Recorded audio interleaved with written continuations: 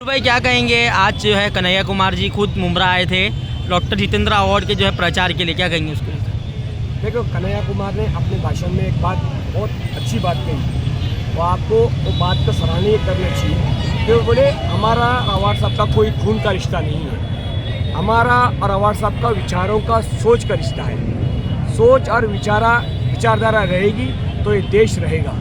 ये देश विचारधारा और सोच से चलता है।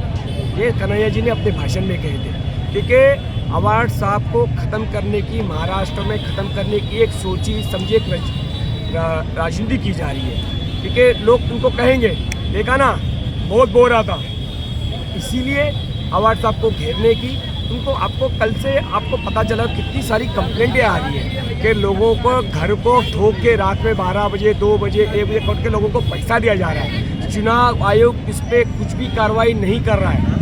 इसीलिए मैं चुनाव आयोग से एक बार मांगनी करता हूँ कि आप कलवा मुमरा में ध्यान दीजिए।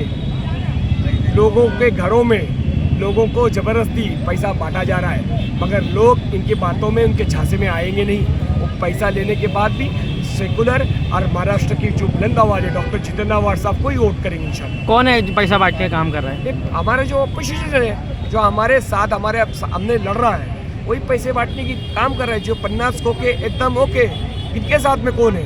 उनका जो बीजेपी का कैंडिडेट कौन है? बीजेपी के जो कमल में छुपी हुई जो घड़ी है, जो आप कलवा में बीजेपी के झंडों के साथ में प्रचार करते हो और मुमरा में आते हो तो बीजेपी का प्रचार का झंडा बंद आपका नहीं रहता है। ये दोहरा मापदंड क्यों है? कल अजित पवार जो है सभा करने के लिए मुमरा आए हुए थे। ऐसे में अगर आप देखेंगे तो एक भी जो है बीजेपी या सहयोगी पार्टी जो है इनकी बीजेपी है और शिवसेना शिंदे गुटे उनके भी एक झंडे नहीं लगे थे। क्या करें? ये ना जो दिखता है, ये तो जब दिख रहा है ना, तो देखो कि कलवा में जब नजीमुल्ला साहब के प्रचार में इतना शिंदे साहब आए थे तो उनकी बीजेपी की मफलर को आप देख ले होंगे कि बीजेपी के मफलर को निकाला जा रहा था। मतलब आप अपनी सहयोगी पार्टी को छुपा रहे हैं। आप बीजेपी के कैंडिडेट हो, इनके सहयोगी पार्टी हो, क्यों लोगों को गुमराह कर रहे हो? आप बोलो ना कि बीजेपी के साथ बोल रहे थे ना, बीजेपी अच्छी जो सामने से वार करती है, तो क्यों बीजेपी के झंडों को, बैनर को, नरेंद्र मोदी को, अमित शाह को, योगी को यहाँ के बैनरों पे नहीं क्यों दिखाया जा रहा है? क्यों डर रहे हो? आप ही बोल रहे थे ना कि बीजेपी अच्छी जो सामने से वार करती, तो क्यों आप उनके बैनरों को, झंडों को छुपा रहे हो?